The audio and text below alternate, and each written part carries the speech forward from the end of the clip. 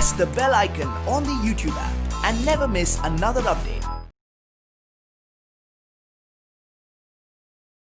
Hello my dear students, hope you people are doing good. Yes, we had started with a new chapter, that is understanding marginalization, right? So other day we did discuss about what is marginalization, why that is being taken into your topic, right? Why is it important that you have to know about marginalization?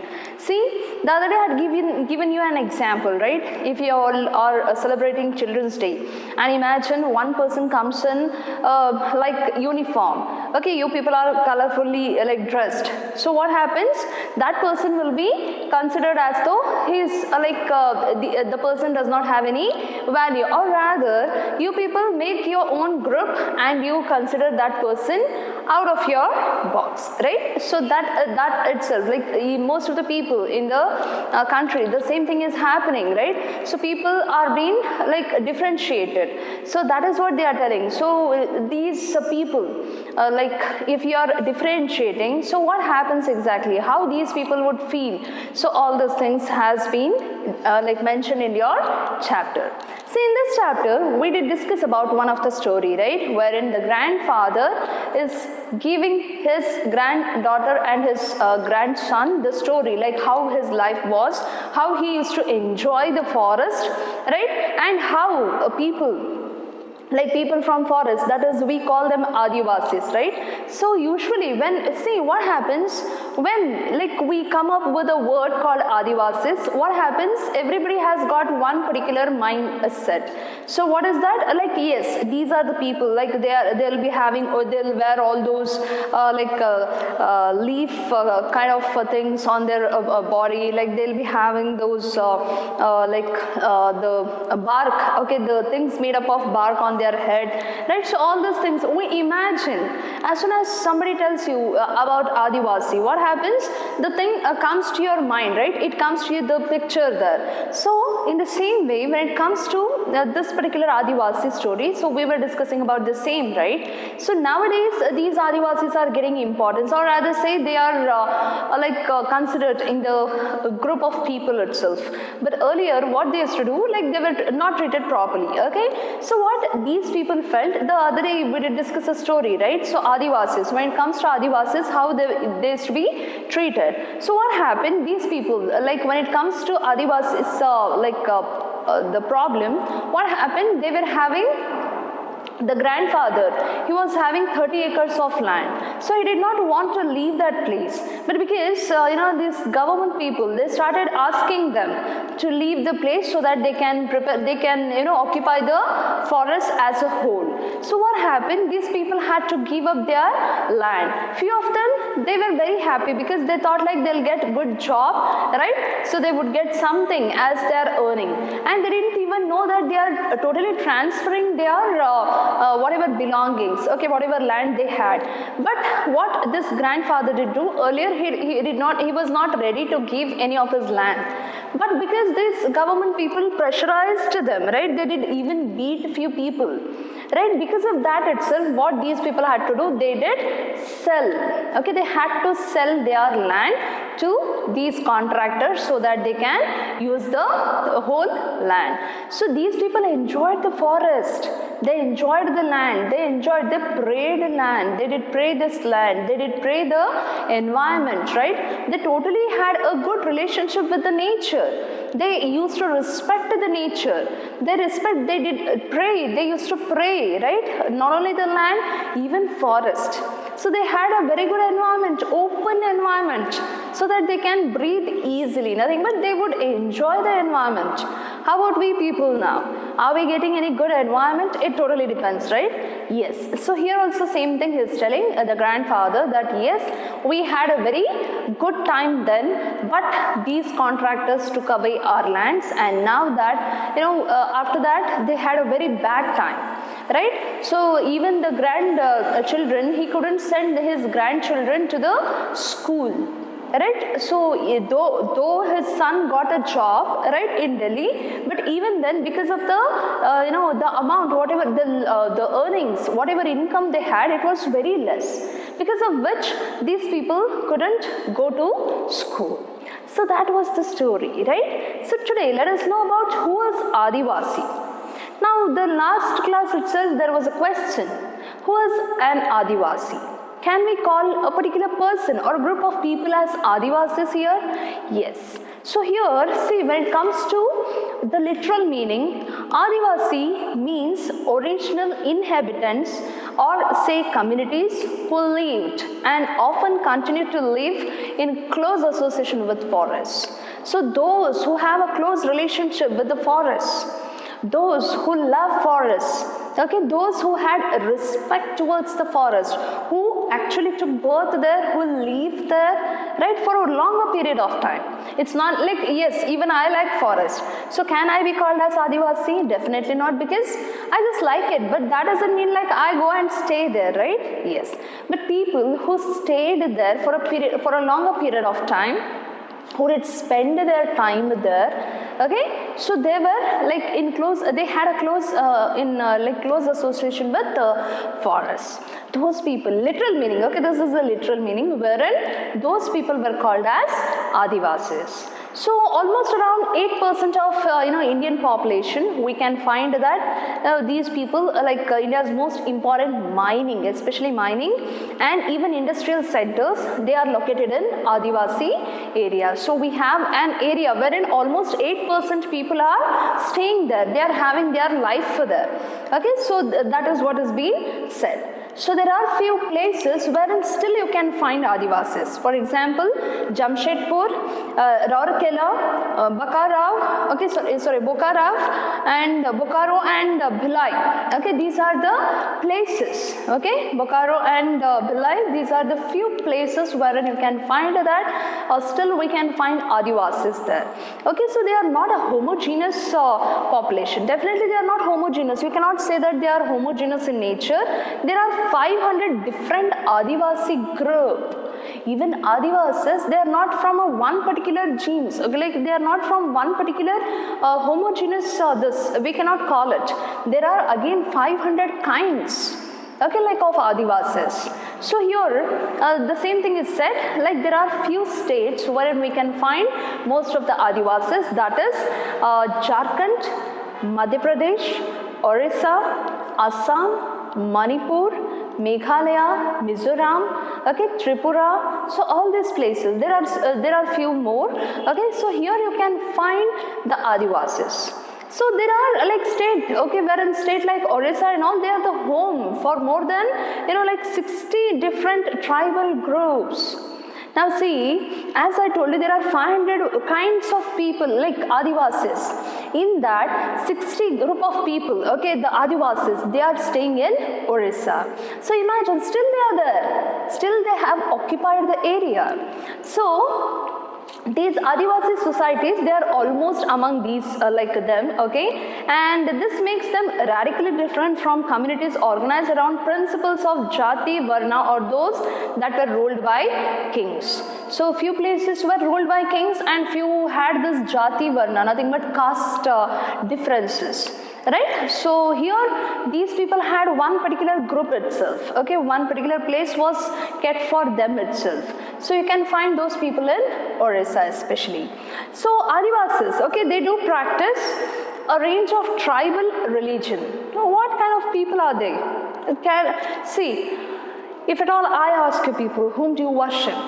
Few people may say Lord Krishna, few people may say Lord Rama, few may say Hanumanta, few may say that Allah, few may say like I do pray Jesus. So we have variety of people, right? So when it comes to this, whom do these people believed? What was their religion?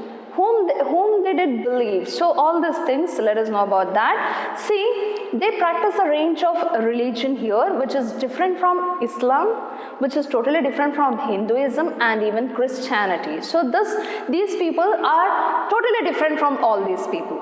Okay, like they are not totally Hindus, they are not totally into Christianity, nor they are into Hinduism. So they involve worshipping of ancestors. So lucky, you see. Right? We do celebrate it, right? I guess what do they call? Pitra Paksha. right? So during that, you people, you can ask your parents. They'll be knowing that, right? What do? Few people, even during Deepavali, they did do, right? They would call their ancestors, they would do all those puja and all, right? So same thing, here also they are telling the same thing. Here, especially they did not have their own god or goddesses. They always did pray, or they did, pray these and worshipped this ancestors, village especially, and the nature spirits. Okay, they had this nature spirit, or say the last associated with and residing in various sites in the landscape. So these spirits, okay, like stones, or these, there are many other ways, okay. So they totally believed on these things. So mountain spirits were there, river spirits was there, animal spirits were there. Okay, so those were the kind wherein they would worship. So the village spirits, they are often worshipped. How do they do that? There is a specific sacred groves, okay, or within the village boundary, while the ancestral ones are usually worshipped at home. So when it comes to spirits and all, they are having a particular groove, particular place to worship within a village. How about ancestors? Within house they would do that. Okay, they would perform the puja and all within the house. So when it comes to these things, apart from that, even Adivasis did pray, or they did worship the religions like Shakata, Buddhist, Vaishnav, Bhakti and Christianity. So few people did believe this, or few people did follow these religion. So now Adivasi religion themselves, they have been influenced or dominant regions, okay, religions of the empires around them, and even see Jagannath cult of Orissa, Shakti and Tantric traditions in Bengal and Assam. So there are few people, few Adivasis who are totally dominating in nature, dominating over other religions. So few among those are Jagannath cult when it comes to Orissa, and Shakti and the Tantric traditions when it comes to Bengal and Assam. So during this 19th century, you can see there were more number of Adivasis who converted to Christianity, because then the Christianity, there was a revolution, Christian revolutionaries, okay, few people, most of the people, they got converted because they would get money, or say there was some rules and regulations for them, and these people started getting converted towards the Christianity, okay. So even Adivasis did do the same thing, okay, they got converted to Christianity. So yes, then it was an important kind of religion for them, Adivasis. So they have their own language, okay. See, most of the religion, they are having their own language, right? So Adivasis also had their own language. It was totally different, okay. It was totally different, not exactly like Sanskrit, but it was totally different. So they have often deeply influenced the formation of mainstream, that is in a mixture. We can consider it as a mixture here, that is Bengali, Santali, wherein these are the two languages wherein they are largest spoken or number of speakers, and has a significant body of publications. Okay, they have the significant number of publications, wherein it includes even magazines on the internet or e-zines. Okay, so these are the few examples what I can say. Now let us know about Adivasis and stereotyping. So as you got to know who are Adivasis, Adivasis are the people who are having their own language, who follow their own religion, they believe in spirits, right? They do worship the spirits and all, right? So that is about Adivasis. Now let us know about Adivasis and stereotyping. This stereotype is nothing but kind of a tradition which was followed for a longer period of time. See, now if at all I ask you, okay, imagine Adivasis. what would be the description you would give? Ma'am, the Adivasis will be having, the kind of bark, tree bark on their head. They'll be having that kind of hat, or probably they will not wear, especially boys, they don't wear anything on upper side, and like downwards they have this everything made up of some kind of tradition, like costume. You will be having that traditional costume in your mind, right? So the picture you can see in page number 84, the very first picture you can see there, wherein the picture has been given. So in that way itself we imagine when it comes to Adivasis, when we speak about Adivasi, right? So here also same thing they are telling.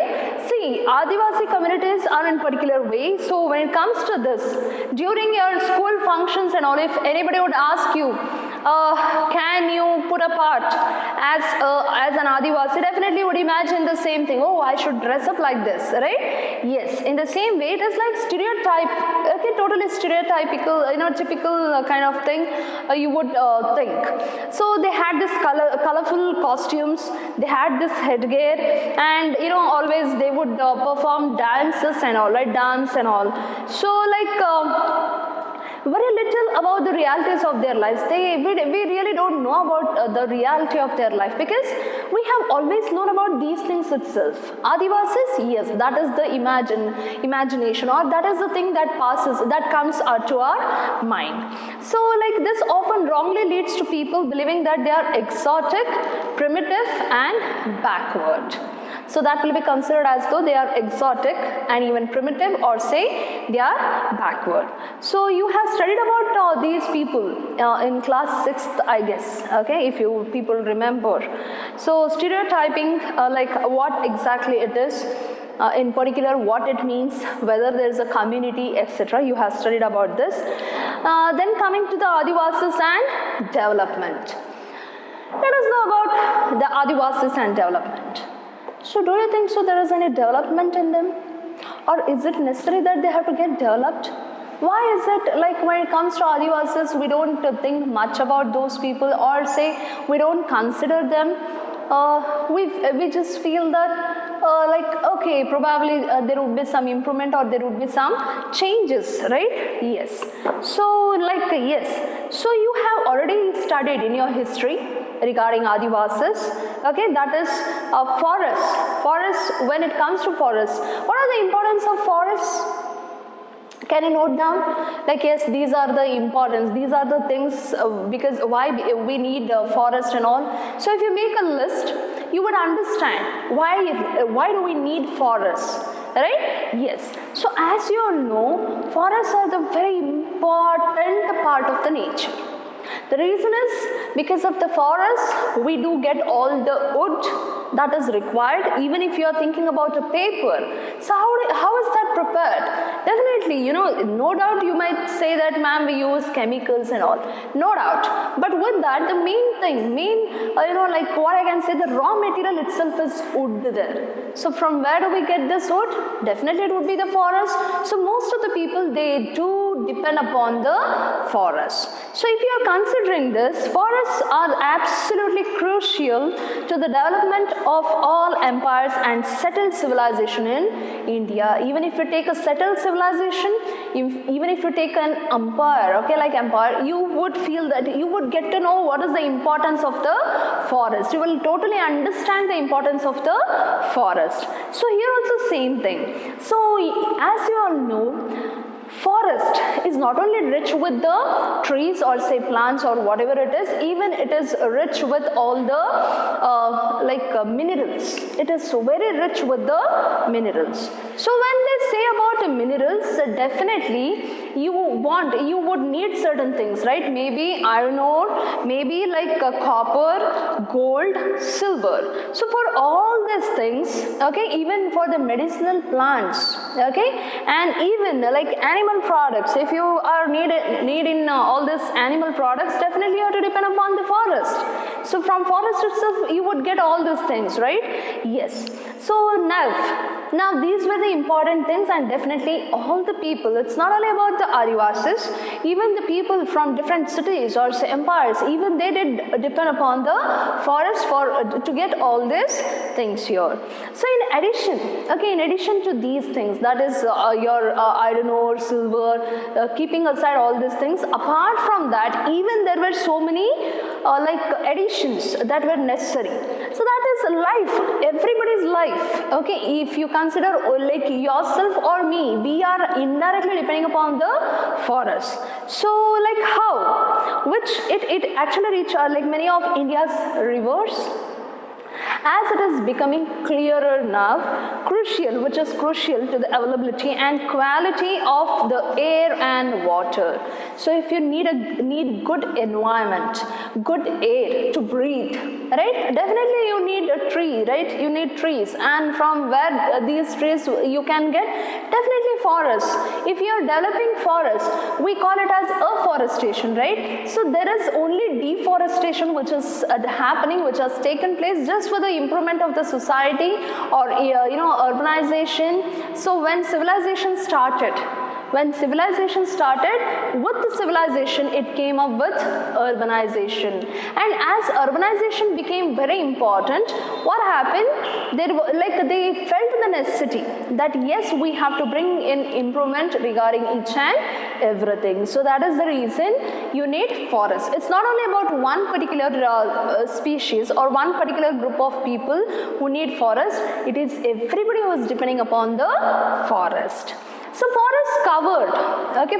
as it covered the major part of our country. So this thing everybody knows, right? And during this 19th century, like Adivasis, they had a deep knowledge of all these things. Let me tell you one thing. If at all you ask me for what are the usage of medicinal plants and all, only few I might know, only few. If you ask my before generation, okay, like nothing but my, like parents, grandparents, they would know much more than me. And if you consider, the ancestors, definitely they would know more things regarding the forest. Let me tell you, those days they did not get any medicines and all. They totally depended upon the leaves or say all the medicinal plants. I tell you, see, even today there are people who put, leaves, the juice of the leaves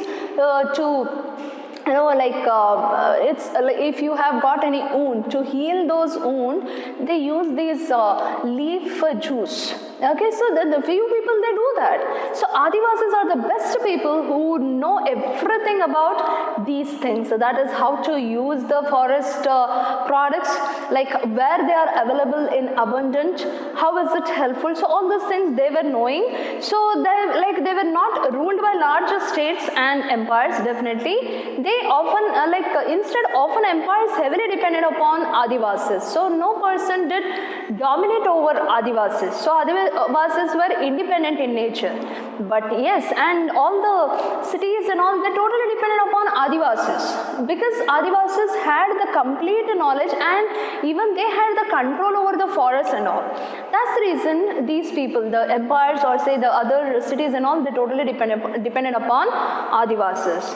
So however, Adivasis today are like somewhat marginal and powerless communities. In the pre-colonial world, they were traditionally ranged hunter-gatherers. So if you consider very early pre-colonial, okay, before this colonization and all, you can consider that Adivasis were totally food gatherers, or they used to travel from one place to another in the name of food.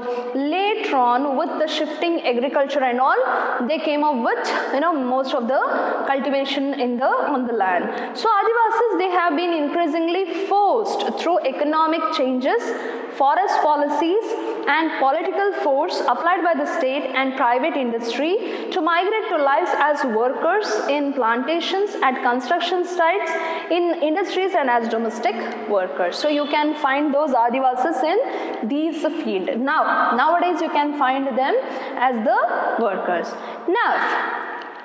like they do not control or have much direct access to the forest territories. Earlier days they had the direct access towards the forest.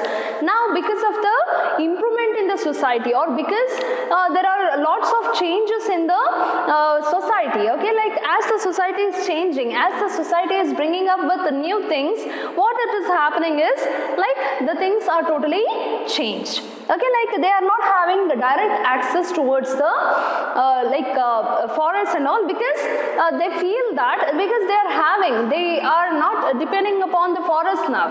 They are totally depending upon the different works. Okay, we can find them doing different works. Yes, so because of that itself, they are not into the knowledge about the forest nowadays. So now, when it comes to forest land and all, okay, forest lands, they have been cleared. Most of the forest lands are totally cleared. You can find it in 86, page number 86 of your textbook, wherein one particular place is being shown. So it is related to Niyamgiri Hills. Okay, so here it was located in Kalahandi district, that is Orissa, which is known as like this area inhabited by Dongaria, Konds and Adivasi communities. So there was an Adivasi community called as Dongaria Konds. So here this Namgiri, it is the sacred place, okay, like mountain of the community. As I told you, these Adivasis totally believed in nature. They did worship the nature, right? Even these people believed in the mountain there. Okay, this particular group of people, they totally depended upon the mountain and they did worship the mountain there. So that's the reason, like a major aluminium company, it came there, okay, to set their plant. And they wanted that mountain to be polished, or they wanted that occupied this thing. But the Adivasis totally resisted it. Okay, not only the Adivasis, there are few people, okay, public, like you can consider certain environmentalists, okay, you can consider them as environmentalists. Even they did join hands here. They did join hands saying that yes, we don't want this hill or mountain to be abolished, like totally removed. Let it be there, because people do believe, people do worship it. So let that be there. So this was the thing, and now the case has been taken to the Supreme Court. Still the discussion is going on. So like when it comes to Adivasis and development, how the things are changing, let us see. See, as I told you, most of the forest lands, they are occupied now because in the name of urbanization, or maybe mining, or say any industrial setup, all those things, because of that itself, most of the lands are occupied, most of the forests are occupied. And Adivasis, they have also lived in areas, okay, that are rich in minerals and other natural resources. So these are taken over for mining, not only mining, even for other large industrial projects. Okay, so powerful forces have been colluded to take over tribal land, and yes, the land is taken away forcefully. Do you think so? This is taken very easily. Like yes, we will give you some, people will not agree so easily to give up their land, to give up the place where they stay in. So do you think so that was an easy task for these people? Definitely not. It was not at all an easy task. So what happened? These people had to they were forced, they had to accept it. In that way they were forced, and definitely they had to give up.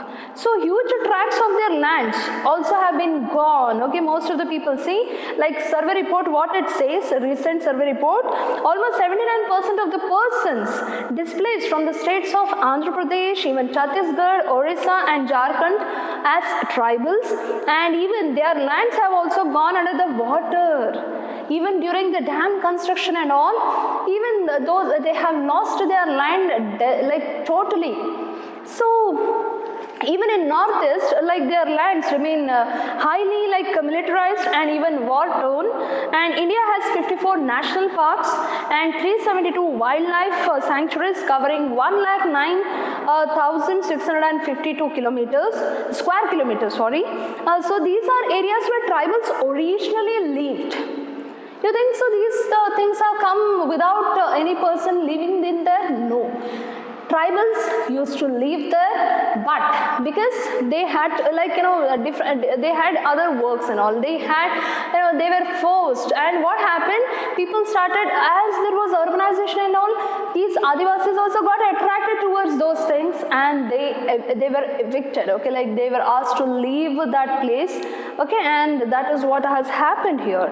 So after losing, and definitely if they would say that no, I don't want to leave this place, they would be called as encroachers. So who is an encroacher? Encroacher is a person who actually, okay,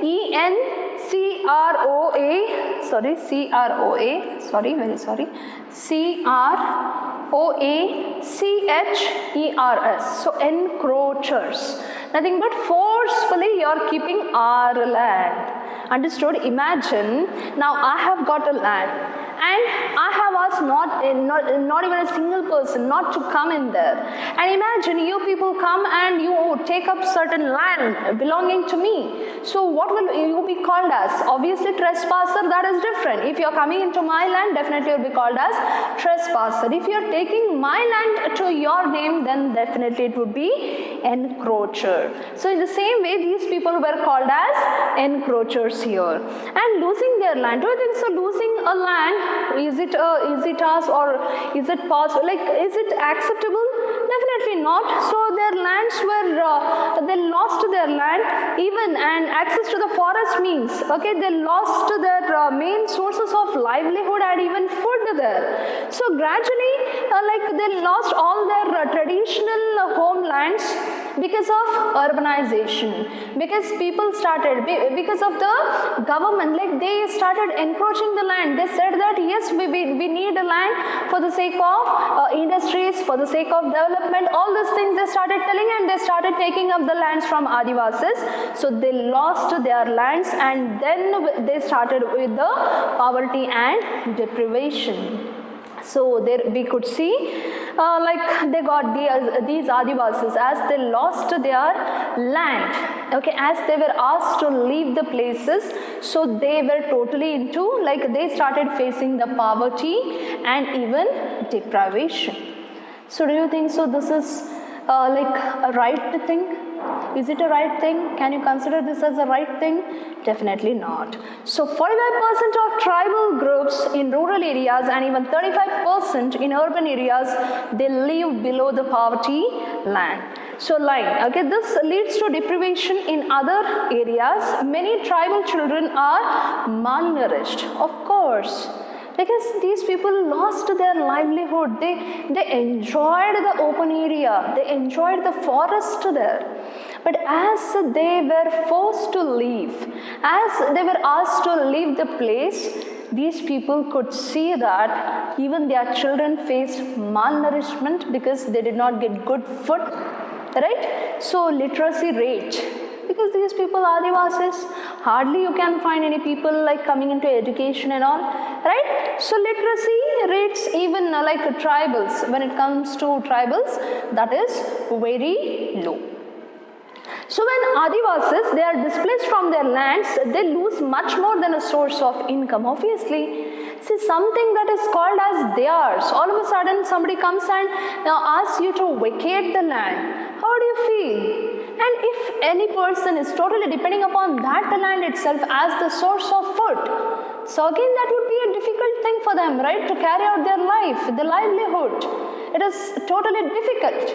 So the same thing happened here. They left some houses, they took the cremation ground, so everything was taken. House, the forests, the rivers, the land, okay, things they did worship once was taken away.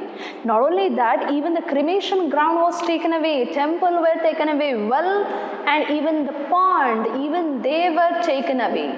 These things were taken away. So imagine how their life would be, wherein they have lost each and everything absolutely. Yes. So how will they survive? Now that's a question. Adivasis are asking, you have taken our land, you have taken everything that did belong to us. Something we called it is ours, you have taken away.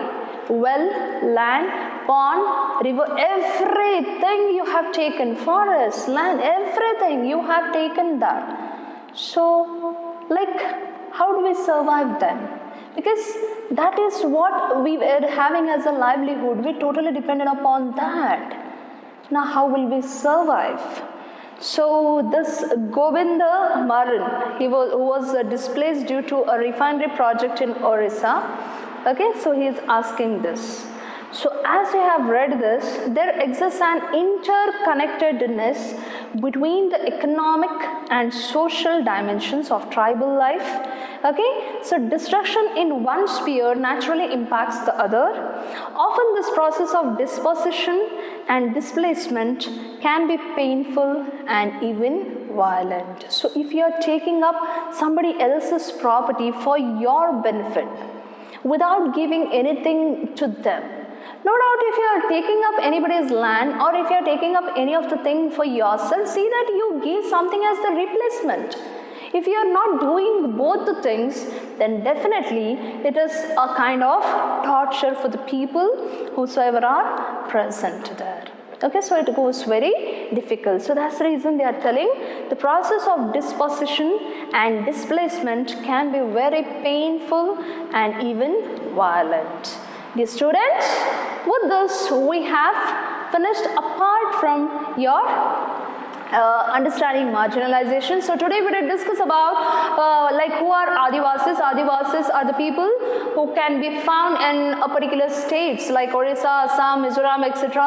And yes, they were stereotyped. We used to consider them as stereotypical, right? Because that is what we think about Adivasis. That is the image what we get, right? As soon as somebody tells Adivasis, that is the first picture that arises in your mind saying that yes, Adivasis do look like this, right?